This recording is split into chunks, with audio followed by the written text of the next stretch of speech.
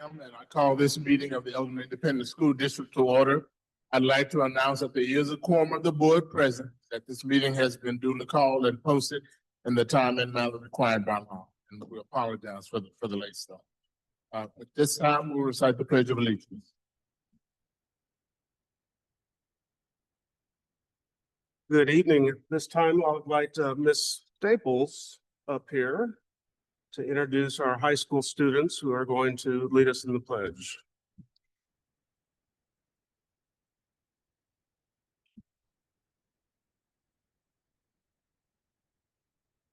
Good afternoon, President Mitchell,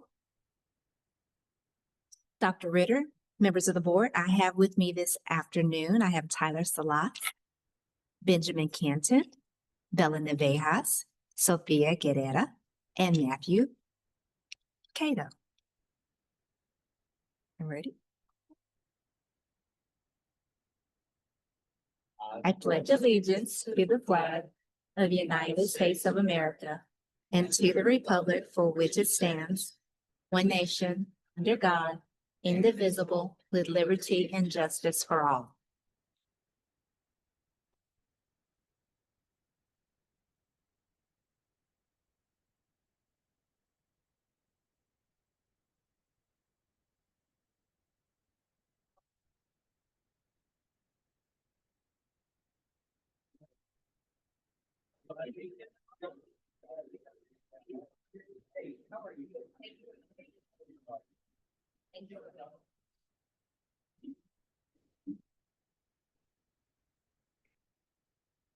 Thank you. Next item is public comment, which we have none. Next, we move to item C, being asked to approve the minutes of the August 18th, 2025 board workshop and regular meeting.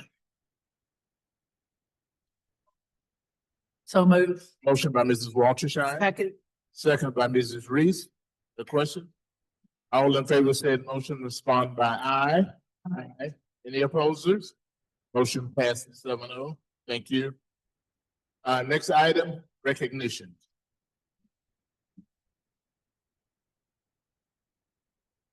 Good evening, President Mitchell, Dr. Ritter, members of the board. My name is Al Rodriguez. I'm your Executive Director of Communications and Community Engagement. Tonight, we have student recognitions as well as staff recognitions. And we're going to begin with Ms. Staples again to recognize some of our students. Good evening again, President Mitchell, Dr. Ritter, and members of the board. I'm Armitria Staples. I am the proud yet humble principal of Elgin High School. Tonight, I have the honor of presenting EHS's recipients of College Board's National Recognition Programs. We have 33 Elgin High School students who earned a whopping 52 recognitions. This is an 85% increase from last year. The students recognized tonight have earned one or more of the following. The first generation recognition. This recognition recognizes students who could be the first in their family to earn a college degree and whose PSAT scores place them within the top 10% of the state and or who earned a 3 or higher on 2 or more AP exams. The same is true for those earning the National Rural and Small Town Recognition. These students earned the top 10% of scores in the state and or earned a 3 or higher on 2 or more AP exams and are coming from a rural and or small town in Elgin. The school recognition program is for the top 10% scoring students on their PSAT here at Elgin High School. Both cohorts 2026 as well as 2027 are indicated on this list. Tonight, we are proud to introduce some of the honorees to you. First, I have Miguel Aguilar Flores, who earned the first generation recognition award, as well as the school recognition award. Next, I have Ms. Caitlin Anderson. She received a designation in the Rural and Small Town Recognition Award, as well as a school recognition award. Madeline Bradford earned the Rural and Small Town Recognition Award, as well as a school recognition award.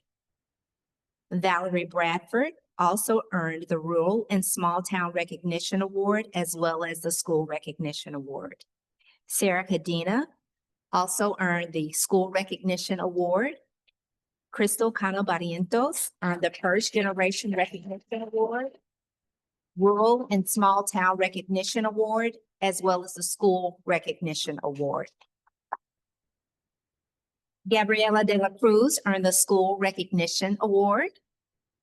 Mia Dunn earned the Rural and Small Town Recognition Award, as well as the School Recognition Award. Madison Elder earned the School Recognition Award. Jason Galicia Baraga earned the First Generation Recognition Award, as well as the School Recognition Award. Aurelia Guerrero earned the First Generation Recognition Award, as well as a School Recognition Award. Sophia Guerrero earned the School Recognition Award. Maria Guejarro earned the First Generation Recognition Award, as well as a School Recognition Award. Benjamin Canton earned the Rural and Small Town Recognition Award, as well as a School Recognition Award. Melendez Leyva earned the School Recognition Award. Emmanuel Padilla earned the Rural and Small Town Recognition Award, as well as the School Recognition Award.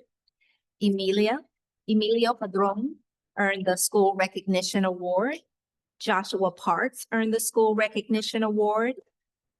Elise Rose earned the School Recognition Award. Cassie Rice earned the School Recognition Award, as well as the Rural and Small Town Recognition Award. Caitlin Rodriguez. Oh,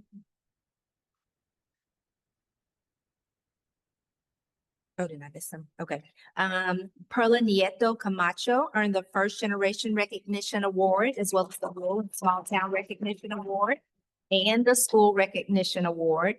Alejandro Ojeda Flores earned the First Generation Recognition Award, the Rural and Small Town Recognition Award, as well as the School Recognition Award. Juan Ortiz Lanez earned the School Recognition Award. Paloma Ortiz earned the School Recognition Award. Emmanuel Padilla earned the School Recognition Award, as well as the Rural and Small Town Recognition Award. Emilio Padron earned the School Recognition Award. Joshua Parks earned the School Recognition Award. Elise Rose earned the School Recognition Award. Cassie Rice earned the School Recognition Award, as well as the Rural and Small Town Recognition Award. Caitlin Rodriguez earned the School Recognition Award. Jose Salas earned the School Recognition Award. Tyler Salas earned the School Recognition Award. Xavier Sade earned the School Recognition Award. And I have two more. Haley Wenzel earned the First Generation Recognition Award, as well as the School Recognition Award. And Hayden White earned the School Recognition Award. So I don't know about you all, but I am so proud of all of you.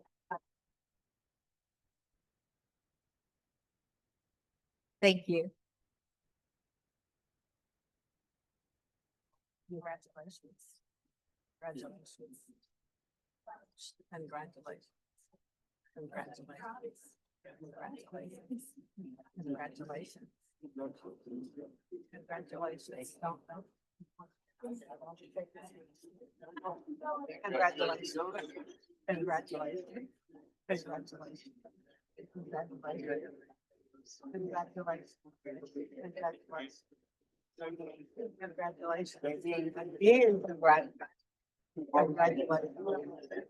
Congratulations. You're doing good. Doing good. Congratulations. You hanging in. Congratulations. I'm the first one as well. Congratulations. Congratulations. Making a difference in your family. Congratulations. Congratulations. You're doing well. You're doing well. Congratulations. Thank you.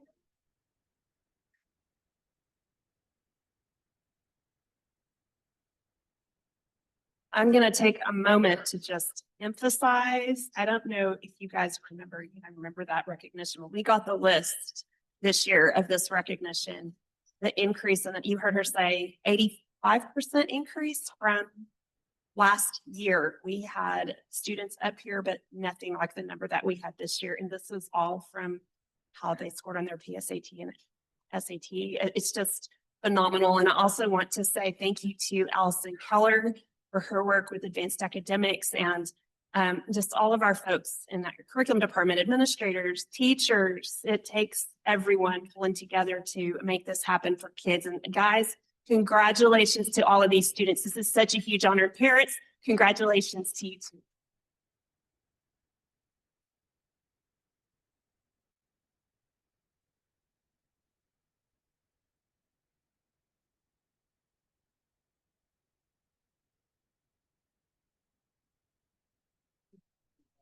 It's always nice when there's enough room on the stage to honor all our outstanding students. I told you earlier in the workshop, you get to hear again from Ms. White. She gets to present our One Team, One Dream awards tonight in honor of our staff. Good evening. I'm back to present an award tonight for our One Team, One Dream. So good evening, President Mitchell and Dr. Ritter. As you all are well aware, our theme for 2025-2026 is We're All in This Together. Each month, we are going to honor an EISD staff member, and you already witnessed this a little bit at convocation. An EISD staff member or team who goes above and beyond to embody this spirit. The One Team, One Dream Award celebrates those who work collaboratively to solve problems, to care for or support others, and hold high expectations for themselves and our students. Today, we are celebrating our colleagues, Taylor Kavitsky,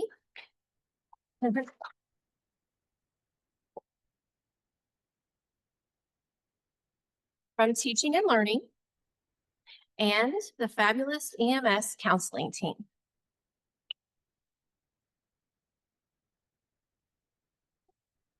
Here is what a colleague said about Taylor.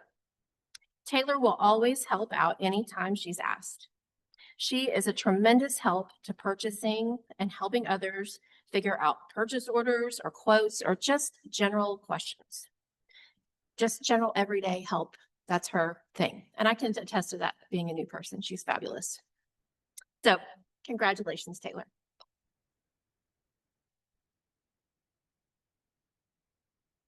And now this is what a colleague said about our EMS counseling team.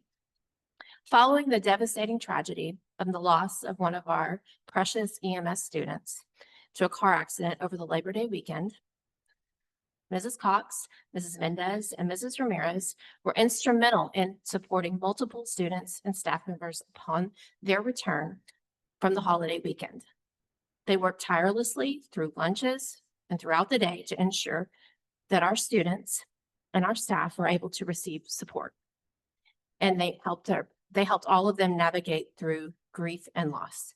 Please welcome and thank our fabulous counseling team, Leanna Cox, Zanetta Mendez, and Cynthia Ramirez.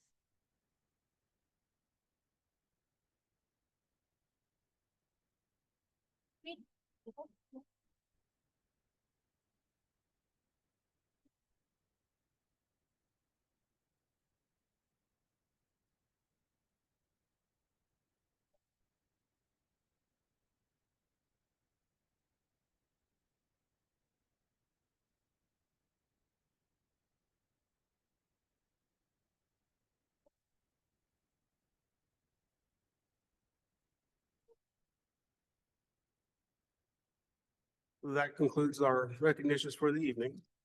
Mr. Mitchell, you can have your board meeting back. Thank you, Mr. Rodriguez. I appreciate that. All right, next item, superintendent's report. All right. Gosh, I'm still giddy from all of those recognitions, seeing all those kids. So exciting. So, And my board president's gonna say, come on, get on. He said, "You have a talking superintendent." Yep, we do. Do me. This month is Hispanic Heritage Month. It reminds us that our schools thrive when we embrace diversity, build cultural understanding, and learn from one another. Hispanic Heritage Month honors the diverse histories, cultures, and contributions of Hispanic and Latino Americans who have shaped Texas and the nation. And we are celebrating our own Hispanic heritage that really strengthens our district. And many of our students who are up here tonight, their heritage, I mean, they're the first in their families to be going, going to college, be doing so well with their PSAT, ACT scores. It's such an exciting time in our district to see such great success. So celebrating our Hispanic Heritage Month, September 15th to October 15th. All right, thank you. Next, Grandparents' Day. We celebrated Grandparents' Day. I don't remember exactly what day it was, 2 weeks ago, a week ago, but these are just some of the great pictures I got to go around and see on some of our campuses. We had such an incredible turnout with the grandparents who were there, and it's just so much fun. They come, they'll bring the kids something to eat and just spend time with their students there on the campuses. And it is such a special day. We had a great turnout at our campuses, and I want to thank you to all of our principals who made it such a great day of recognition and involvement for our grandparents, because that's a really special day for them. Fall sports, we are in full swing with fall sports, and football season is underway with student athletes in the community engaged for Friday night games. We have homecoming this week. Volleyball has begun competition as well, with teams already representing our schools strongly on the court. Cross-country runners and tennis teams are competing across the region, showcasing their hard work and preparation. So we look very forward to supporting all of our student athletes as they represent Elgin ISD and all of our sports in our middle schools and high schools. Exciting time. Last week, we had the first pep rally of the year, and look at how many kids. Oh my goodness, it was such a great time. Elgin High School brought the Wildcat spirit to life during the pep rally on Friday. Students, staff, and community members packed the gym to cheer on the Wildcats ahead of the big game, and performances by the cheerleaders band and Purple Diamonds fueled the excitement. The event was filled with school pride, chants, and energy, showcasing the unity of one town, one team, and one family.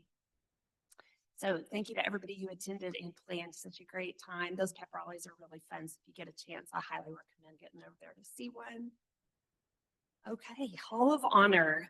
Elgin hosted its annual Hall of Honor banquet last week, celebrating outstanding alumni and community members who have made a lasting impact on the district and community. The evening was filled with pride and recognition as honorees were celebrated for their achievements, leadership, and dedication to Elgin ISD's legacy of excellence. The banquet served as a reminder of the strong traditions we hold dear in Elgin. Thanks to Jens Anderson for bringing this tradition to life, our athletic director. We had our Legacy Oak Middle School groundbreaking last week. We are so excited to break ground on Legacy Oak Middle School, a project that reflects our district's growth and commitment to student success. Designed with innovative learning spaces and modern resources, the new campus will provide students with opportunities to thrive while helping to ease overcrowding across the district. The main Legacy Oak symbolizes strength, deep roots, and lasting growth, qualities that represent both our community and the bright future of our students. And this milestone was made possible through the support of our families, our voters, and community partners. And we look forward to the day when Legacy Oak opens its doors and begins building new traditions for generations to come. We will be opening Legacy Oak Middle School in 2027 school year, and that's going to be just around the corner before we know it. So things are moving quickly over there.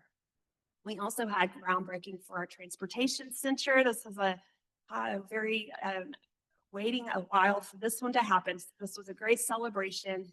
And this one is also, it's moving along now, moving quickly.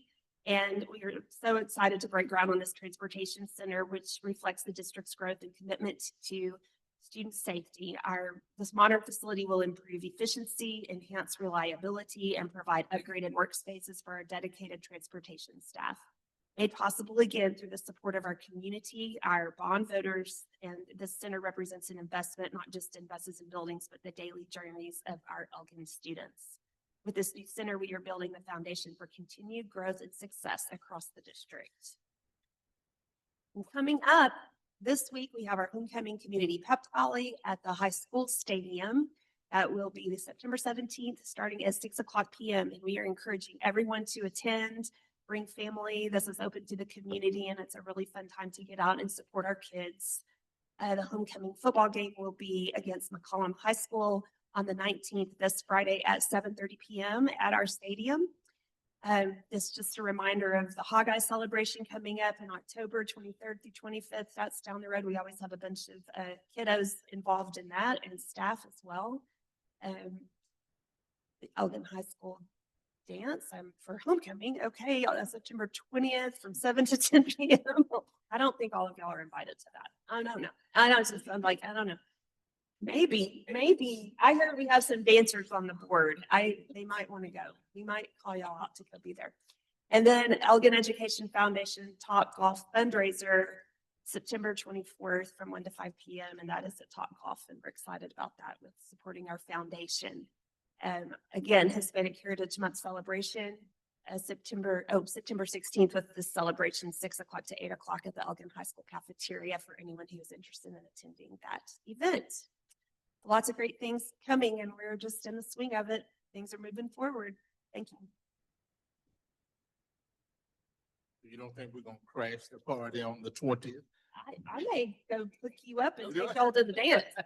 Y'all just don't know. You better get ready. Get those dance moves ready to go. I did want to mention enrollment. Okay, sorry about that. We are at 6,267 students, which is up 439 students from the first day of school. All right, thank you. All right, as far as the president's report is concerned, this past weekend, several of us had the opportunity to attend another successful Council Tasby School Board Conference. And as such, Mrs. Reese was our representative in the delegate assembly as Mr. Baker. Mr. Baker was the alternate, and so I've asked Mrs. Reese to kind of give us a brief detail of what she learned at delegate assembly. Go for it. I'll start, Yeah. I appreciate all that support I was just given. We got your back.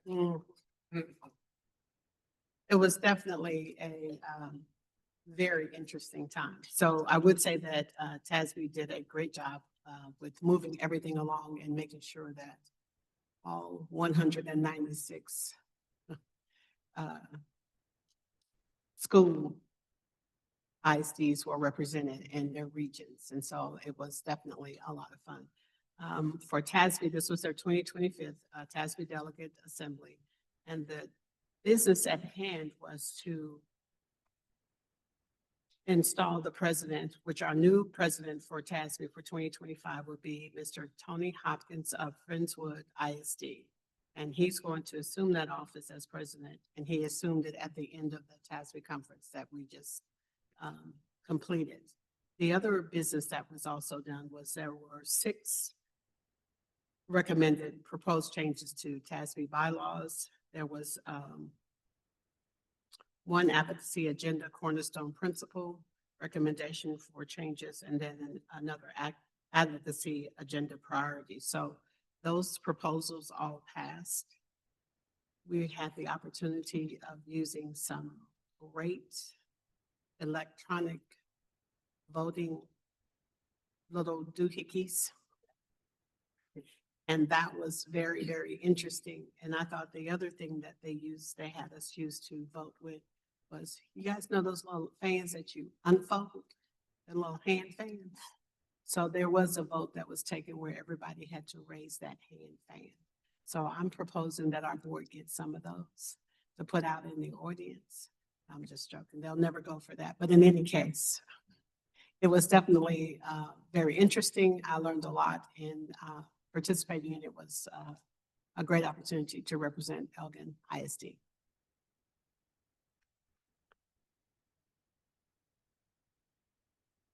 Thank you, Mrs. Ruth. I appreciate that. All right, next item is the consent agenda. Being asked to approve tax report refunds and adjustments for August 2025, approve financial statement and budget amendment listed for August 2025, Approve investment report for August 2025. Approve budget amendments, which there were none. Approve purchases greater than $50,000. A, consideration and approval of guaranteed maximum price, number 2 for middle school, number 2, and then B, Podesta, the Fortnite firewall subscription renewals. Number 6, approve staffing recommendations. 7, approve investment officers for the year 25-26. Approve the school health advisory committee, better known as SHAC, membership for 2025-26. That makes up the consent agenda. Are there any questions about any of those items? I have a question about G5, the purchases over 50,000. I know we're approving the middle school thing. Is there going to be a penalty clause in there? You know, where I'm going with this is the problem we've had with the auditorium and the fine arts. I mean, do we have a clause in our contract with these people? Mr. Lynn, you want to take the microphone? You can respond. Good evening, Mr. Mitchell, Dr. Ritter, Board of Trustees. In most of these clauses, we do have what would be known as a liquidated damages clause. Depending on the value of the contract, that clause varies in amount. Sometimes it's as small as $100 a day. Sometimes it's as large as $1,000 a day.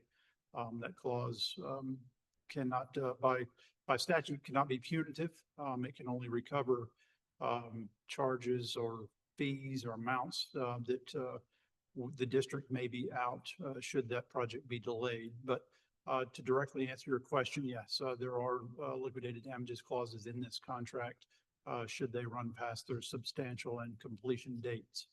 Now those amounts, I don't know right off, but I'll say I believe they're $1,000 a day for substantial and an additional $500 a day for final completion. That's generally in our major projects. That's our standard amounts for a project of this size. I can verify that, but that would be our standard liquidated damages amount for a project of this size. Okay, thank you. Any other questions as it relates to the consent agenda? I move that we approve the consent agenda. Motion by Mrs. Waltershine. Second. By Mr. Moss. Question? All in favor of said motion respond by aye. Aye. Any opposers? Motion passes 7-0. Thank you. Next, moving to information items. Number 1, scorecard update, priority 1, objectives 1.3, 1.4, and 1.5. Bridget Cornelius, Assistant Superintendent, Student Services. By the time she gets to vote.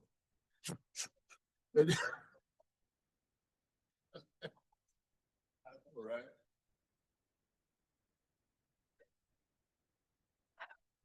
Good evening. So sorry about that. I apologize.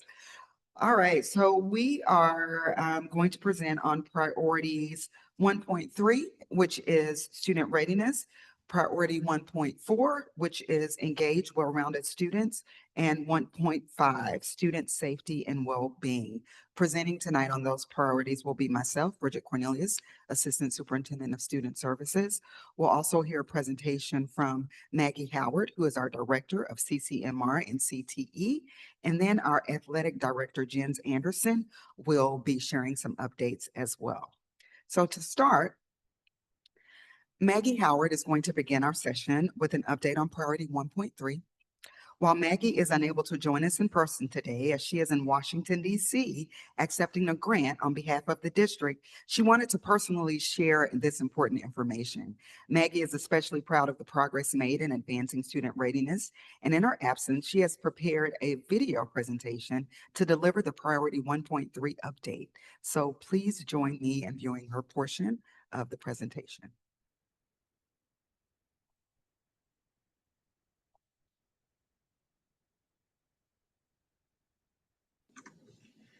Good evening, Dr. Ritter, President Mitchell, and members of the board.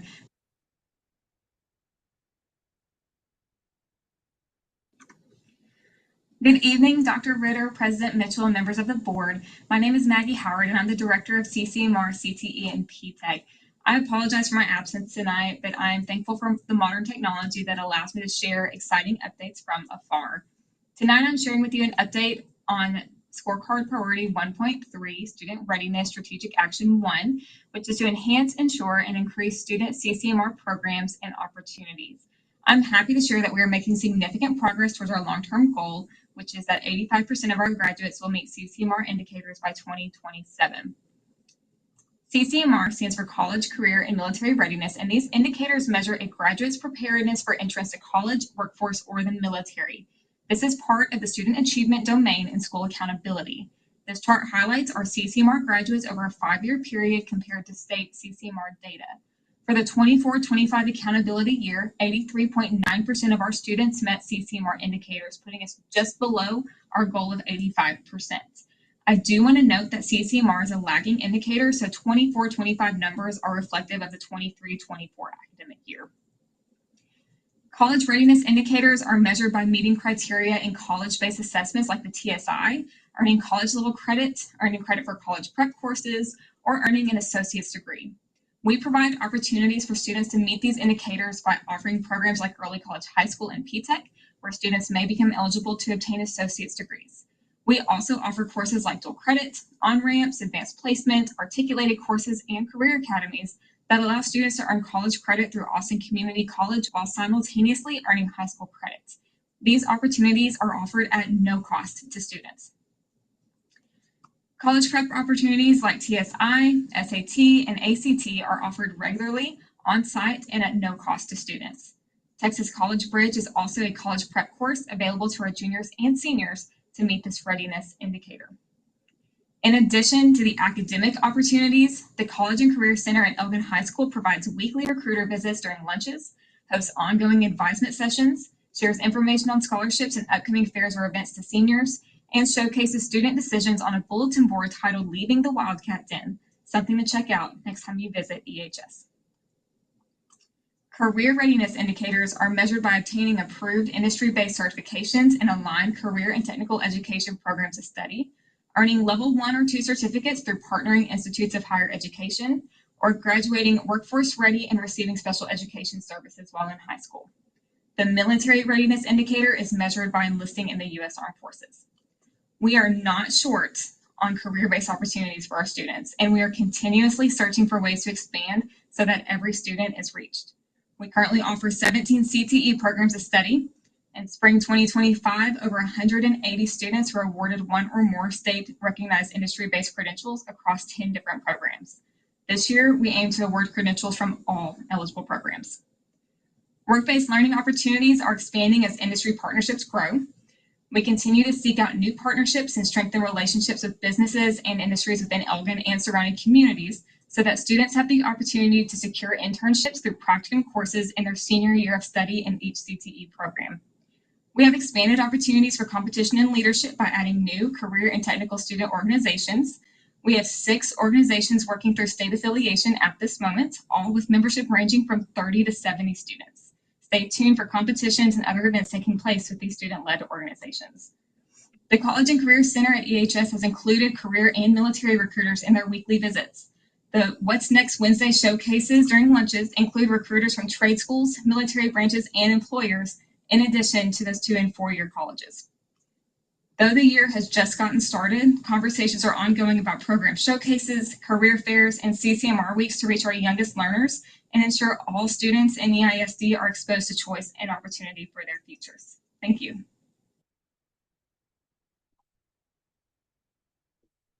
All right, great job, Maggie. Jens Anderson will come up now and present on 1.4.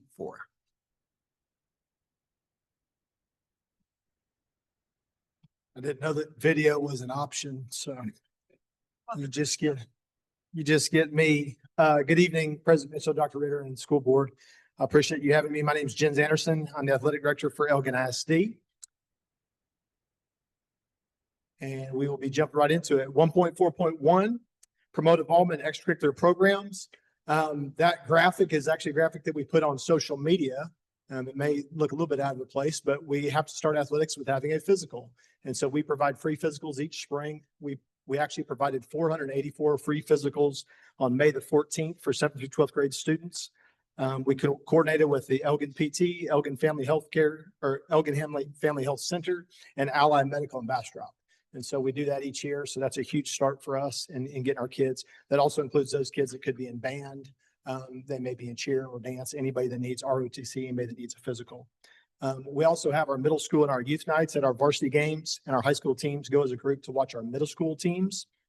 Our Elgin Athletic Facebook page has close to 1,000 followers. And then we also have other social media sites for our athletic events that share information directly for their actual program. So the girls side has a Facebook page. The football team has a Facebook page, those kinds of things. We also do elementary visits. We help with field days. We read to elementary students, and then we welcome students to school. Those are some of the fun activities we've gotten to do. And then obviously we have a lot of public events such as Meet the Wildcats that help us drive involvement in our sports programs as we surround our athletes with positive energy and support through our school pep rallies, community events, and having our high school athletes visit our younger campuses. Other things we do to promote involvement, maybe. Can you send me to the next one? There you go. This last year, we actually, as a district, provided practice or competition space for over 1,000 youth league practices and games, which is something we've really tried to push and coordinate with our youth leagues. So that's hitting kids from Elgin ISD, from kindergarten all the way up, especially 2nd grade through 7th grade. So we're super proud of that. That includes sports such as football, basketball, volleyball, soccer, and track, as well as we had our off-season and summer league teams for baseball and softball using our facilities. This summer, we held 8 different youth sports camps, and we welcomed 282 campers. And then we also had our summer strength and conditioning or our summer workouts, where we had 7 weeks of workouts for our athletes with 2 sessions a day, as well as skill work for 7th through 12th grade. And we usually had between 200 and 250 athletes every single day this summer. So our coaches put in a lot of extra time, a lot of extra work to work with our kids and continue to promote involvement and advance our kids in athletics. Moving on to district scorecard 1.4.2, increase opportunities for student voice. We have a healthy variety of programs to choose from. We currently have right at 785 athletes. And we also have 38 students that serve as managers and 35 students that serve as trainers. We have 18 different sports at the high school, which consists of 39 different teams, 12 different sports at the middle school, which consists of 32 teams. And last year, our home events, we actually hosted 241 games here in Elgin. So we have a lot of kids involved a lot of the time in the evenings, afternoons, and weekends, not just at practices, but at games. We also coordinate with other groups such as the trainers, band, cheer, dance, especially Friday night football games. We get all those people get together. We get more recognition for our different student groups in front of a lot of people that wouldn't necessarily normally get to see them. We also share a lot of students and athletes with them. My own daughter is a freshman. She's played volleyball the last 3 weeks and then made it to the varsity football game. So we do a lot of coordination with those groups to allow opportunities for students to be involved in multiple things. We also in our programs have leadership councils and captains programs where we're trying to develop more leadership and character. We've started something this year. We've really kind of, I guess, dove further into it called the Texas Way. It's an initiative with two-word development, a guy named Stephen Mackey, as well as the Texas High School Athletic Directors Association, Texas High School Coaches Association, where we're trying to build respect for others, control of self, and the spirit of competition. That provides us video lessons, as well as some curriculum that our coaches use to grow our athletes and themselves in character development and leadership. And then, of course, our signing days that we have up at the school, we have those at the end of the day so that all of our athletes can be recognized in front of their peers and inspire younger athletes to achieve. Finally, 1.4.3, enhance opportunities for students to learn and serve beyond the classroom.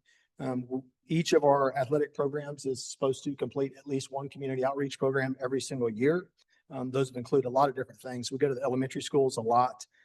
We coordinate with the SPED department for a big district-wide field day at the end of each school year in the spring. We support a Hog Eye, and we've done a lot of other Elgin community events and work with other organizations. We also have our academic all-district selections and academic all-state recognitions. This last school year, we actually had 43 different academic all-state recognitions, which means that they were a senior and that they had a 92 or above average for their entirety of their high school career. So to have 3 kids acknowledged there just shows you that athletics and education completely work together. And finally, we have our team academic plans, where each team has specified tutorials, and then increased communication with teachers, and have other incentives for athletes to excel in schoolwork and behave in the classroom. And it's hard to put it on something, but if you were to ask me, what do our kids, I could speak all night about what our kids learn through athletics. But in a time of division, we have kids from different races, different ethnicities, different socioeconomics, different backgrounds, different political views, and different religions that get to come together and work as a team. And athletics and public education, athletics serves that better than anything in our society. And I'm proud of that. And I thank you guys for your support and all that you do to be at all of our games and uplift our kids here in Elgin ISD. Thank you.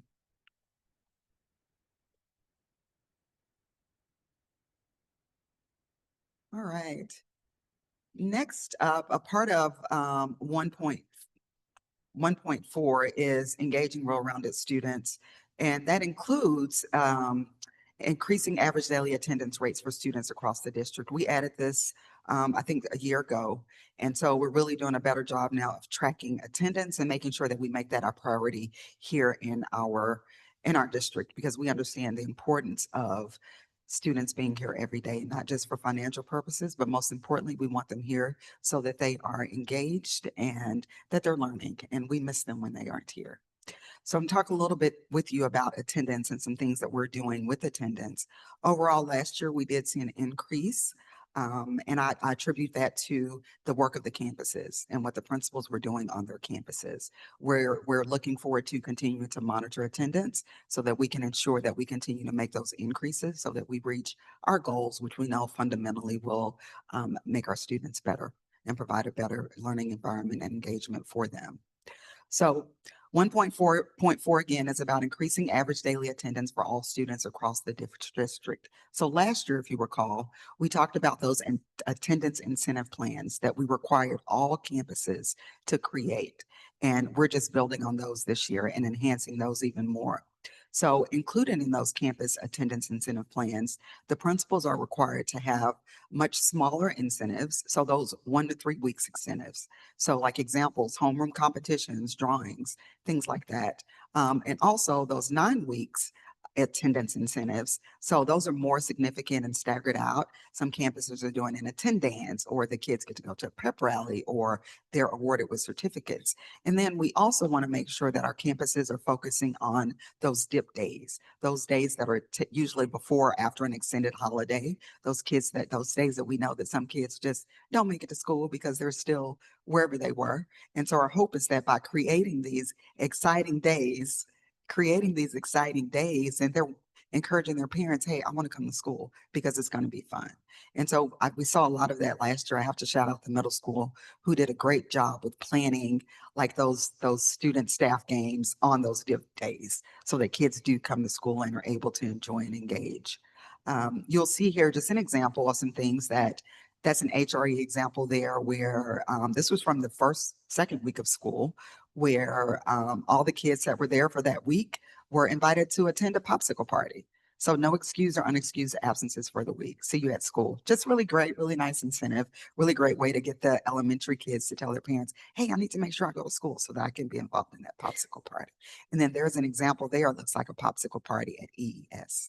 From the district perspective, you'll see that we'll be doing more family communications. So we have our weekly newsletter that goes out now. So you'll see that we're including updates, not only on social media, but there as well, about encouraging our parents to get our kids to school and making sure that they're at school and that they're at school all day, and just highlighting the incentives there that many of the campuses are implementing. We also have those campus attendance data trackers. So this is really getting down to the student level. And we're tracking campus daily attendance by grade with day over average, providing those year-to-date ADA by grade and campus, and then identifying target students who are chronically absent. So those are some real examples of those attendance data trackers that we're using. We're looking at how many kids are showing up every day. And in that, we can look at trends so we can be more strategic as we target interventions to get those kids there every day. There are regular campus attendant check-ins with the family support coordinator. You met John Estrada earlier this evening. And so he's involved on all of these meetings. He creates these trackers for the campuses and has regular meetings with the attendance committee on the campus to ensure that we are talking to those students about those students that have chronic absenteeism and then strategizing on next steps and interventions for the student and the family. This is an example of, I believe this is HRE. So who's really created a culture of attendance. So you'll see there that this is their plan, and it is quite extensive.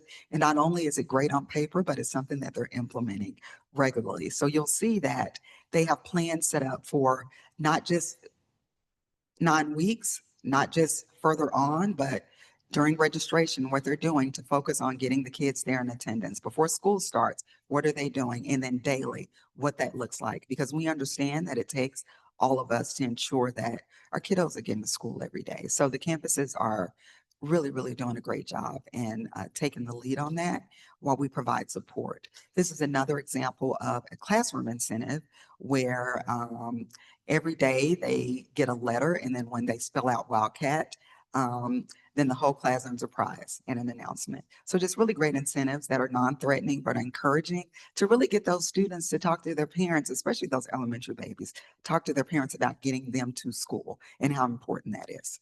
So really excited about the work that's being done. This is another sample of school-wide celebrations that some are implementing. So if the total number of student absences is 31 or fewer in a day for the whole school, then the entire school earns a prize. So really individualizing that. And again, it doesn't stop there, but after this step, we drill down on those students who are chronically absent and do what we can to find out what's going on at home, make connection with the families and all the things so that we can see what we can do to provide support so that the students are there at school every day. 1.5 is about student safety and well-being. So I want to highlight some of the things that we're doing, our ongoing plans to ensure that our campuses are safe and secure. So as you know, our tier 1 approach to behavior is all about, we use capturing kids' hearts. And so we understand that if we have that child's heart, then we can have their mind. So it's so important, and we monitor the implementation of capturing kids' hearts regularly. But that's the start. That's where we start the day. That's where we end the day every day. And so our hope is that by really addressing the wellness, the overall student, that the behavior will improve once we build those relationships.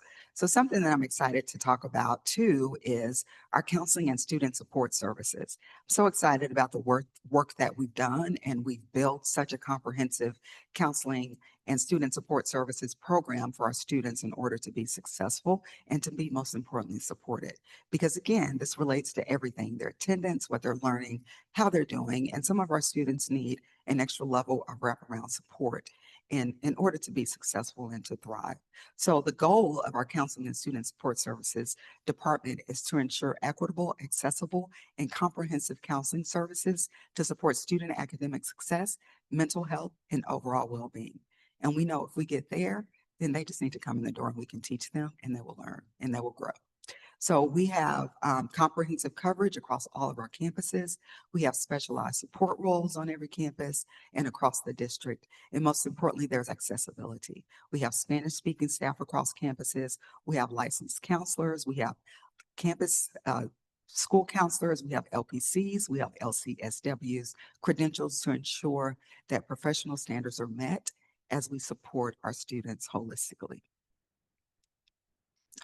In terms of sustaining and enhancing the school emergency operations procedures, as you know, we have armed security officers on every campus.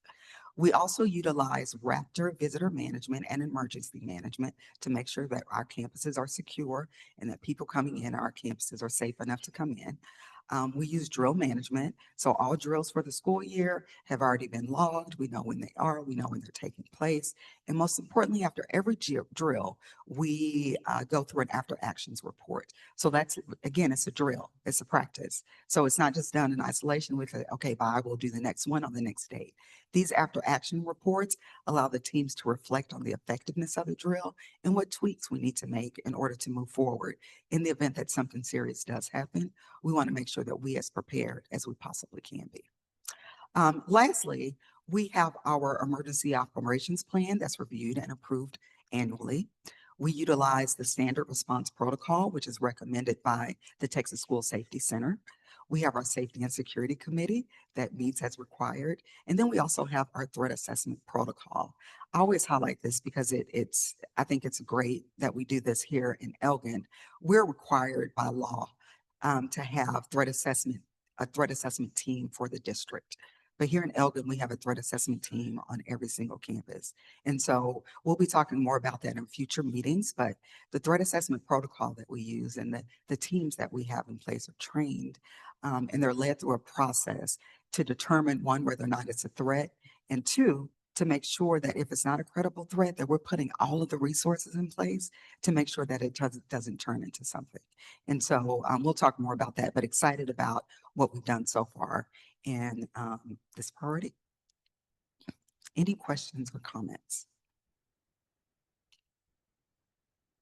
Just one question. Yes, sir. The incentive programs that you have at the various campuses, on the ones that have been very successful, do they share that with the other campuses, or does everybody kind of create their own unique thing? We share the incentive plans with, if you're asking whether or not we share them out with the other campuses.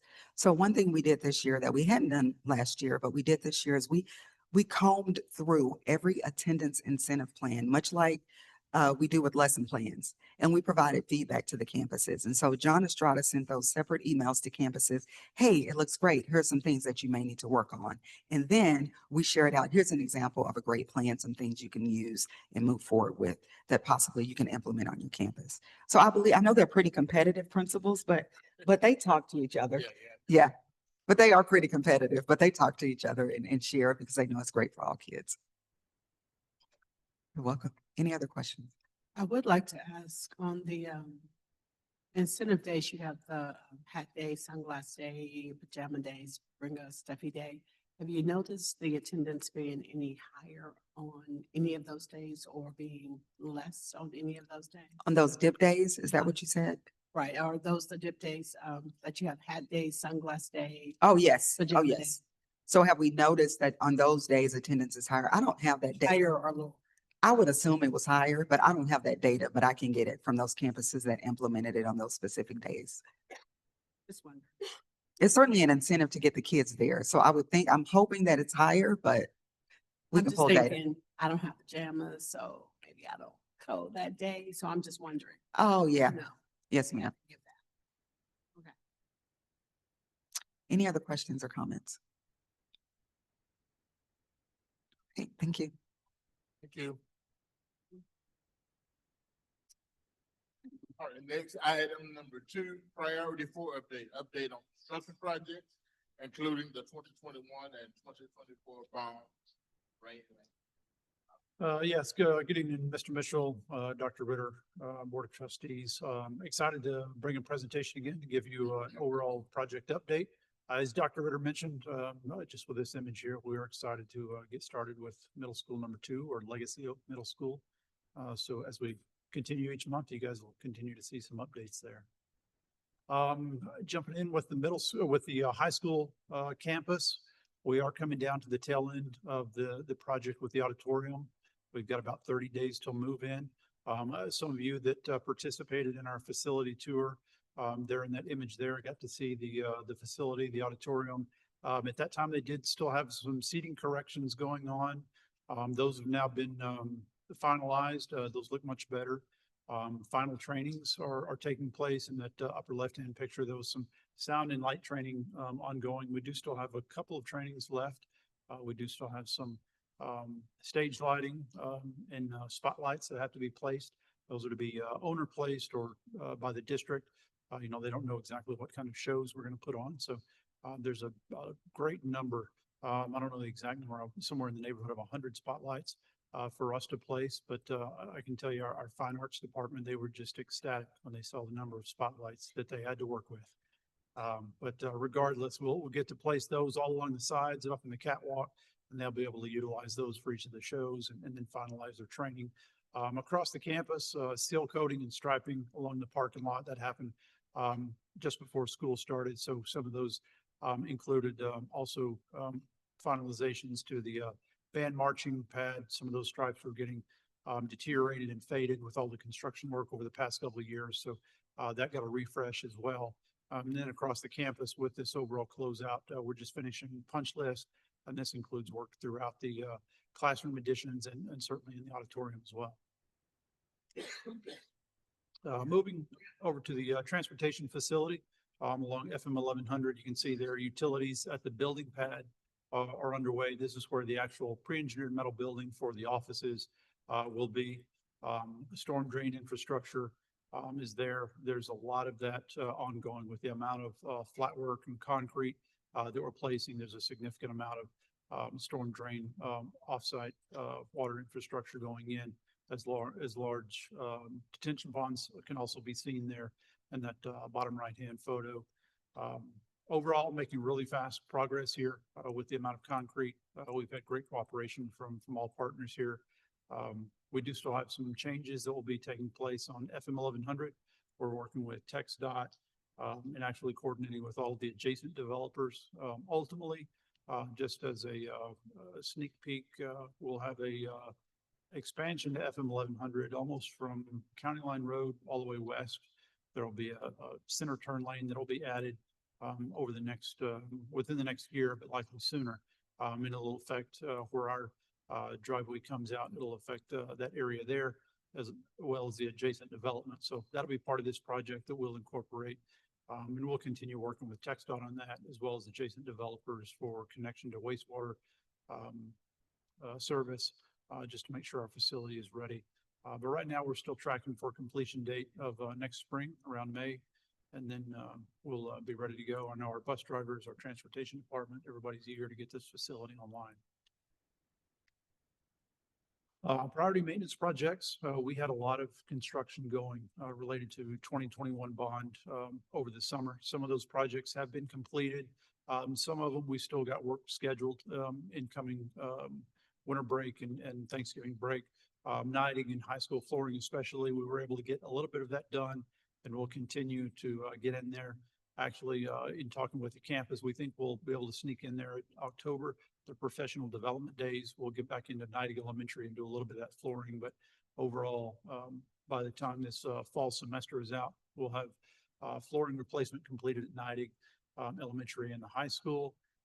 Elgin Elementary, they have installation of window shades started over this past week, and that will continue and be finished out this month. And while that may not sound all impressive, teachers have struggled over the past few years to be really creative with crepe paper or whatever they could fashion themselves to cover windows just to prevent glare, so they could see, you know, screens like this, or just to prevent the heat. So this will be a really nice addition to those classrooms. And then also restroom flooring at Elgin Elementary should be completed this month. You can see there in the middle, completed installation of replacement water heaters at Nighting Elementary. And there were a couple like this at the field house as well at the high school. So always certainly nice to have a hot shower after practice. So we were glad that we were able to get these installed. On our fiber optic project, we are still continuing some work, but that project has slowed a little bit. We're having to do a resubmission to TxDOT to get across to get across 290. We'd initially worked to get an aerial crossing, but it looks like now we're going to bore under 290. Our initial TxDOT permit was denied, and that's okay. We'll continue working. Ultimately, going under 290 is better for us. That just keeps that line from being pulled down by oversized loads in the future.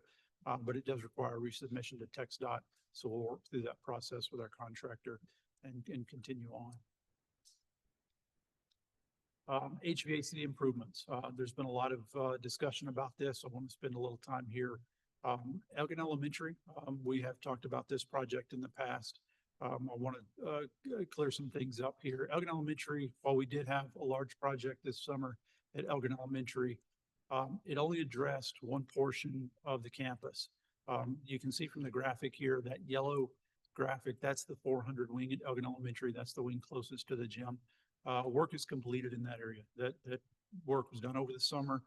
New AC system in that area, controls, and that work is completed. They've got a couple of very minor punch list items, but that work is operational, fully complete. As part of the 2021 bond, we do still have scheduled remaining work in that building. Right now, the remainder of that facility is working on existing air conditioning system. Those units are running, but we do still have plans to replace the remaining air conditioning system in Elgin Elementary. So we're nearing 100% construction drawings right now. We do plan to bid a project this fall that will be released to the contractor. Ideally, we would schedule that project for next summer. If we could get them in there sooner, for instance, the wing right now, we're considering to put CDC as empty. There's a consideration we might could get them in there a little sooner, but ideally we would get those folks in there next summer, just based on the lead time of equipment and those types of things. And then we would continue that work just by moving some kids around in those empty wings until all of the HVAC equipment in that building is completed. It would also include the upgrading of the electrical service and transformer to that building. Just based on the age of the electrical service versus the AC equipment that is going in, we'll have to upgrade the electrical service and switch gear at the same time. So that will also happen next summer. But all of that has been coordinated. Those construction drawings are almost finished and that project's about ready to bid. Nightingale Elementary, the projects on the right you see are some of the ones that were completed under this priority maintenance projects this summer. Nightingale Elementary, about 50 rooftops they're replaced this summer, all but 4. That project is working through commissioning and test and balance right now, working through their punch list. Elgin Intermediate, those rooftop units have been replaced. Controls work is the big area there that has not been taken care of yet. We do anticipate the controls contractor being back on site at Elgin Intermediate later this week. They do have a couple of units that were down. They had a contractor on site today and they expect that contractor to be back tomorrow. Booker T. Washington, multiple units were replaced there. Controls contractors finishing up this week, and they will continue to be on site as needed for any deficiencies or remedial work. And then we'll get started on the punch list, and our commissioning agent will be on site. And then Elgin High School, there was a smaller number of units, only a handful of units, but that work is working through commissioning and then the punch list as well. But all of these units, so we certainly have a warranty. And then we will continue to work with our commissioning and test and balance it team to make sure our contractors stay engaged should any issues come up.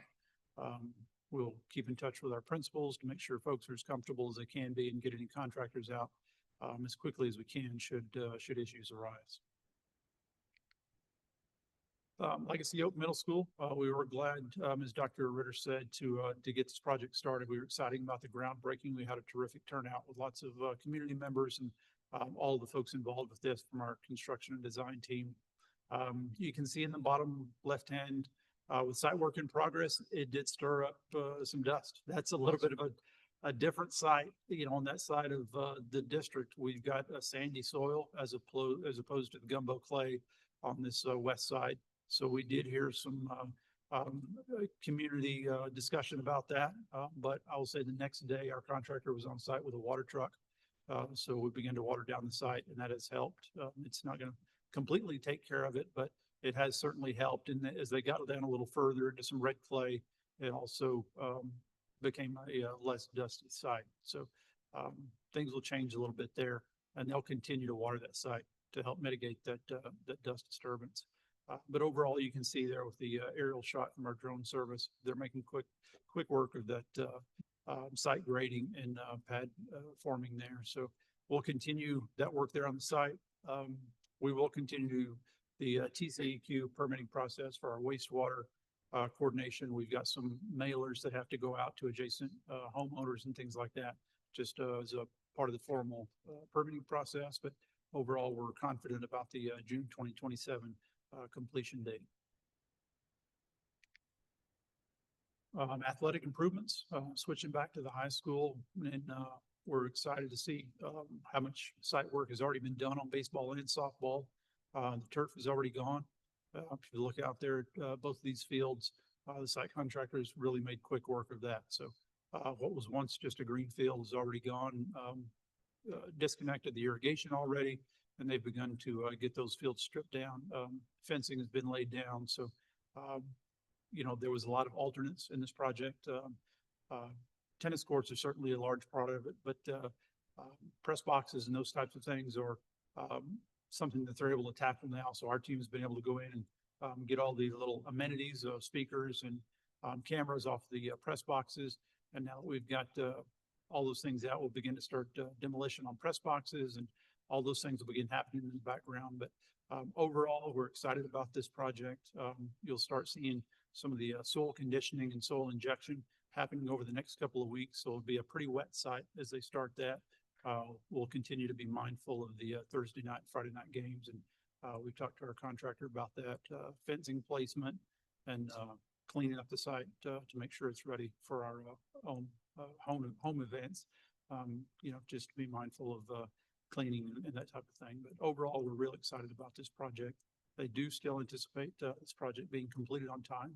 I know that was an early concern, but right now everything's still looking positive for January. The homestead, we continue to have weekly design meetings on this. This is a very fast track project.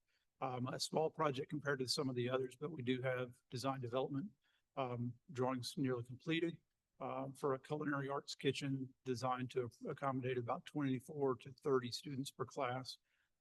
We're anticipating submitting this for permitting in less than 6 weeks. So it's a pretty quick turnaround. We do have to go before the city to get a PDD revision. We've been in communication with the city on that. They're working with us very well. So we think this project will go smoothly. We still are planning to start construction in December. We've got a couple of things that need to happen between now and then, but we're optimistic that we can get this approved and start construction in December. Joris is our partner on this, as a construction manager at risk, and they've had some great input on cost savings and accelerating the schedule in other areas. So overall, we're optimistic about a project move-in for next summer. And lastly, our portables for the DAP, just to the south of us here for this facility, we're nearing completion on this. Civil work complete minus a punch list. We got new parking and ADA areas completed. We walked the facility last week with Dr. Rodman to get input on furniture placement, whiteboard locations, electronic placement in the classrooms for digital screens, those types of things. So overall, we've just got a little bit of coordination with our technology team and furniture placement, and then we expect to schedule overall move in for a professional development or an upcoming holiday. Final questions? 2 questions. Yes, sir. Culinary one.